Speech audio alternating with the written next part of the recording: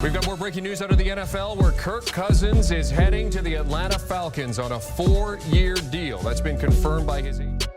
Ladies and gentlemen, Kirk Cousins has agreed to a 4-year deal. I don't know that you can attach a price that is too much for a quarterback like Kirk Cousins. For Kirk Cousins, the man who has won the game of free agency over the years. He is a Hall of Famer when it comes to the business of football.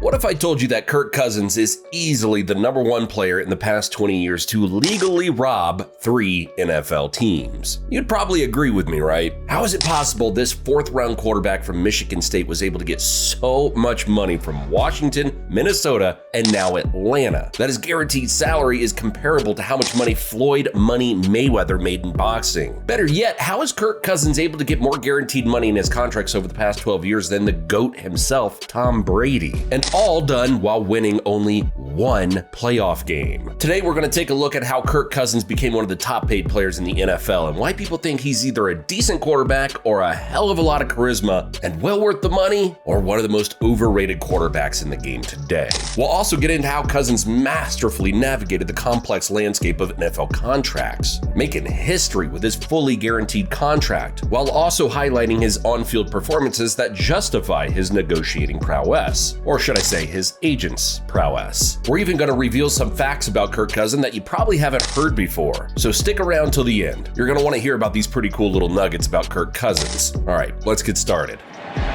Cousins again, great protection, and wide open, streaking down. Cousins over the middle, he's got Jefferson. Cousins has time, looking deep, he's got Ellison. Kirk Cousins, the NFL quarterback known for his resilience on the field and acumen off of it, has earned a unique distinction in the NFL not just for his passing yards or touchdown completions, but for his unparalleled skill in contract negotiations. Cousins' journey through the NFL, from a 4th-round draft pick to becoming one of the league's highest-paid quarterbacks, is a testament to his strategic mindset and understanding of his value. Kirk Cousins was drafted by the Washington Redskins the same year they drafted Robert Griffin III, or RG3. Expectations were pretty low from the start for Kirk Cousins as a rookie, since Washington's former owner, Dan Snyder, a name that shall never be spoken again in the DMV, had a lot of influence on how Redskins coach Mike Shanahan used RG3 during his rookie season in 2012 and in their second year in 2013. To understand Cousins' success in negotiations, it's essential to consider the foundation he built on the field. Cousins was sitting on the bench at first in Washington making $500,000 a year until eventually winning the starting job due to RG3's injuries, and a whole hell of a lot of drama between Dan Snyder, the owner, Mike Shanahan, the coach, and the Rookie of the Year quarterback, RG3. But by then, Cousins' rookie contract was about to expire. In the last year of his rookie contract, Kirk Cousins showed the Washington front office that he was worth the financial investment to keep him around, especially in the highlight game of the season where Kirk Cousins led the Redskins to their biggest comeback in franchise history against the Tampa Bay Buccaneers. You can call it the "you like that" game, where Kirk Cousins famously shouted out that catchphrase to the camera after they came back from being down 24-0 to winning the game 31-30. You like that? You like that? Kirk Cousins put the Redskins on his shoulders for the season and rallied the team to a 9-7 record and winning the NFC East Division title. It was a thrilling ride for Washington and their fans. Cousins' ability to step up in crucial moments, leading multiple fourth-quarter comebacks, and displaying a knack for clutch plays further bolstered his reputation. These performances were not just statistics, they were statements of his worth to any team. Cousins completed 69.8% of his passes in 2015 while throwing for 4,166 yards. It didn't hurt that he had playmakers like Pierre Garçon and Deshaun Jackson. Not to mention, he was playing in an offensive system designed by head coach Jay Gruden, where the passing game was designed to throw short and quick pass plays, so their receivers would have high yards after catches. Some critics say that's how Kirk Cousins was able to accumulate so many passing yards, because of the dinks and dunk passing that the game was called by Washington's head coach Jay Gruden. But it worked out well for Cousins, since right after that high-stat season in 2015, he immediately accepted Washington's offer to franchise tag him for the 2016 season for just under $20 million. And for those of you asking yourselves, what exactly is a franchise tag and how does it work? Well, to put it simply, a franchise tag in the NFL basically means the team the player is currently playing for, but has a contract that is expiring hearing can tell that same player, hey, so we like you, but we don't love you. So we're going to keep you around for one more year. We don't want to invest in a long-term contract because we just don't know how we feel about you quite yet or how good you'll play for us. So we'll sign you for 1 year and see how this year goes. Okay? That was my best Bill Lumbergh from Office Space impersonation. I hope you liked it. Anyways, there are 3 types of franchise tags: the non-exclusive tag, exclusive tag, and transition tag. The non-exclusive tag allows the player to sign an offer sheet with another team. The original team has the right to match that offer or receive 2 first-round draft picks in compensation if the player leaves. This is the most common type of tag. The exclusive tag is a franchise tag that completely binds the player to his team. His agent is prohibited from seeking an offer sheet. This is the type of tag that Kirk Cousins had with Washington. And then there's the transition tag, where the franchising tag works like the non-exclusive franchising tag, except it only provides the original team the right to match the other team's offer. If the original team decides not to offer a matching bid, it gets no compensation when the player leaves. And you really have to admit, Kirk Cousins played Washington's franchise tag perfectly. Instead of taking a lowball offer by Washington, he opted to sign the franchise tag immediately in 2016. Some say this was a boneheaded move not to test out the market, but this move guaranteed the former 4th-round pick $20 million after only receiving $2.6 million on his rookie contract. From a financial standpoint, the decision to play on the 1-year franchise tag gave Cousins a whole lot of leverage and opportunity to sign another franchise tag for the 2017 season that amounted to $24 million.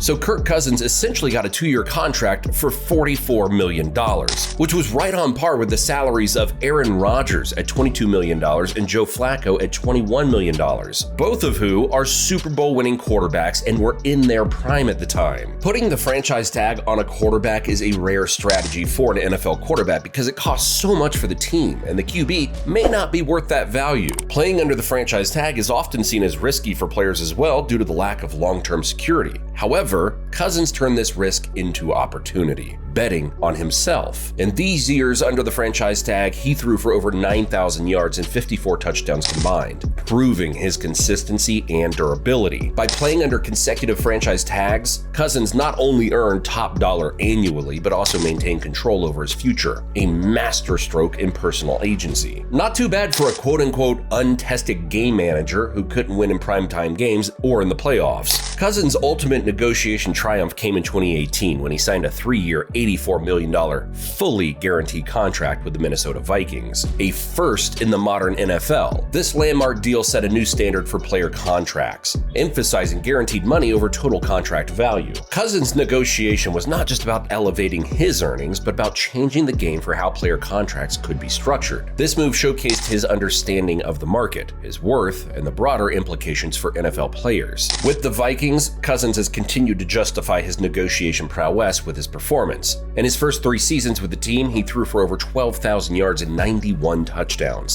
Cousins looking for the long touchdown. And he gets a touchdown, leading the Vikings to the playoffs twice. His 2020 season was particularly impressive, with a career-high 35 touchdown passes. Cousins has shown that he's not just a savvy negotiator, but a leader on the field who can elevate a team's performance. Cousins first down, going deep for Diggs. He makes the catch. Stephon Diggs, touchdown. And speaking of elevating his team's performance, who can ever forget his absolutely amazing performance in November of 2022, when the Vikings went to Buffalo and performed an instant classic against the Bills. This is easily one of the top 5 games that I've ever seen in my life. Kirk Cousins and Justin Jefferson were playing on a whole other level, and that Minnesota Vikings versus Buffalo Bills regular season matchup was more than just a game. Throw on 4th and 18. He's given time. He wants Jefferson. Climbs the ladder. Oh my goodness! Justin Jefferson pulled it in!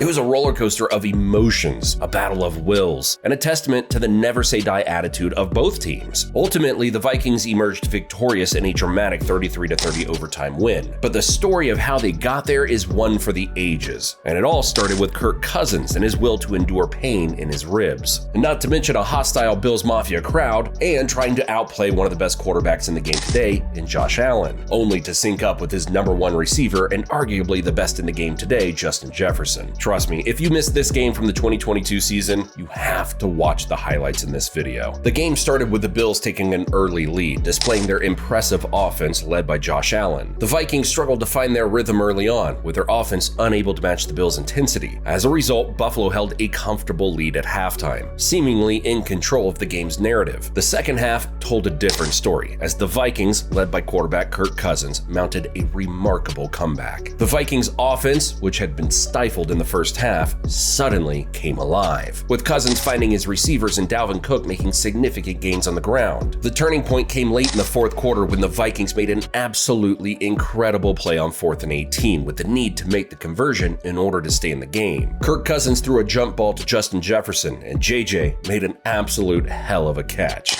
You know that segment on ESPN's NFL Countdown where Randy Moss shows highlights of crazy catches? Well, this was the best You Got Mossed catch I have ever seen, and I'm not exaggerating. How in the world Justin Jefferson caught that ball is beyond me. The Vikings got all the way to the goal line on another 4th down, and guess what happened? Kirk Cousins couldn't hear the play call in his helmet by head coach Kevin O'Connell, so he decided to gamble and call his own play, a quarterback sneak. However, the conversion failed and the Bills got the ball back on their own 1-yard line. The game was pretty much over, and all the Bills had to do was move the ball forward a few yards to seal the game. But the Vikings capitalized on a critical mistake by the Bills. A fumbled snap by Josh Allen deep in Bills territory was recovered by the Vikings in the end zone for a touchdown, dramatically shifting the momentum in favor of Minnesota. With the Vikings leading by 3 points, the Bills managed to drive down the field, setting up a game-tying field goal as time expired. The kick was good and the game went into overtime tied at 30-30, capping off a thrilling comeback by the Vikings and a resilient response by the Bills. Overtime was just as tense as the last 2 minutes of regulation, with both teams understanding the importance of each play. The Vikings won the toss and received the ball, but were unable to score a touchdown on their opening overtime possession and had to settle for a field goal. However, their defense stepped up at the crucial moment, intercepting Josh Allen in the end zone and giving the Vikings a hard-fought 33-30 victory. This game was easily the game of the year in 2022 and will be remembered for its dramatic swings, heroic performances, and the sheer determination of both teams. Kirk Cousins' leadership in rallying the Vikings from a significant deficit will be a highlight of his career and prove that his leadership, toughness, and passing talent was worth his contract value as they moved to 8-1 after that hard-fought game. The Vikings would finish the season with a 13-4 record, taking home the NFC North Division title and the number 3 seed in the NFC playoffs. And then, guess what happened? At their home wildcard playoff game, Kirk Cousins threw for 273 yards and 2 touchdowns, and also ran for 1 more touchdown.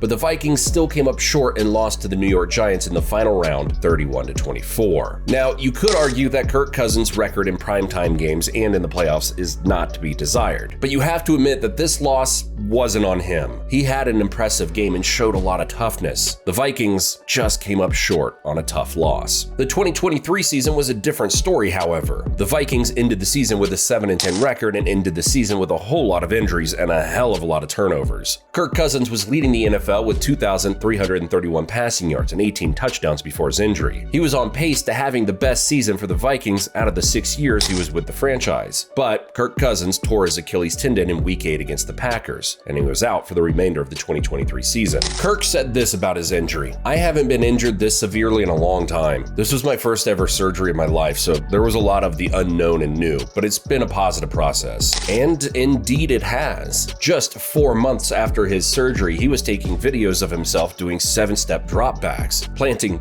both of his feet, and making a couple of throws on a tennis court. Pretty amazing stuff, since these types of injuries usually take up to a year for normal people to recover. Needless to say, he was telling the NFL football world that he was getting ready for the 2024 season, and the Kirk Cousins free agency sweepstakes was officially underway. Fast forward to March of 2024 and the new NFL season. Teams were in a frenzy to get their quarterbacks lined up. Quarterbacks like Russell Wilson, Justin Fields, Jameis Winston, and Baker Mayfield were setting the market for teams to decide who they wanted for their top QB. And that doesn't even count the college QBs who are entering the NFL draft. Head coach Kevin O'Connell and the Vikings front office wanted to keep Cousins, but the price was just too high and the negotiations stalled. Vikings general manager Kwesi Adolfo-Mensah said in an interview, "After significant and positive dialogue with Kirk and his representatives, we were unable to reach an agreement on a contract that fits the short and long-term visions for both Kirk and the Minnesota Vikings." Kirk Cousins had all of the leverage, and and both sides just couldn't structure a deal that worked out for both sides. But here comes Atlanta to say, hold up, Captain Kirk, we got you. The Falcons backed up the Brinks armored truck and signed him to an impressive 4-year, $180 million contract with $100 million in guaranteed money. The Falcons found their franchise quarterback they'd been looking for since Matt Ryan, and Kirk Cousins found his new home in the ATL. Now, you may not know this about Kirk Cousins, but the dude used to sing in the choir when he was in high school. We've all seen his dance moves on the team plane heading back to Minnesota after a road win, or his smooth moves during the NFL Honors Award show. Atlanta is known for their music, hip-hop culture, and amazing Falcons fans. Is it possible we'll see Kirk Cousins sing his way into an ATL album release? Cousins promised a full album release if the Vikings won the Super Bowl. Maybe the same deal will happen if the Falcons win their first Super Bowl under Cousins. That clause should have been in his contract if you ask me. But with the Falcons now positioned to make a deep run in the NFC South division, the Vikings now have Sam Darnold, Nick Mullins, and Jaron Hall to lead their offense. Not really that promising of a QB room, but they are scheduled to have the 11th overall pick in the 2024 draft. So it's possible they're considering trading up to a top 5 pick to draft a cheaper option at QB with a rookie quarterback. But Kirk Cousins came out on top with his contract with the Falcons. Now that Kirk Cousins is signed and the starting quarterback for the Atlanta Falcons, he comes to the team having the need to start over again and learn a new coaching staff, new system,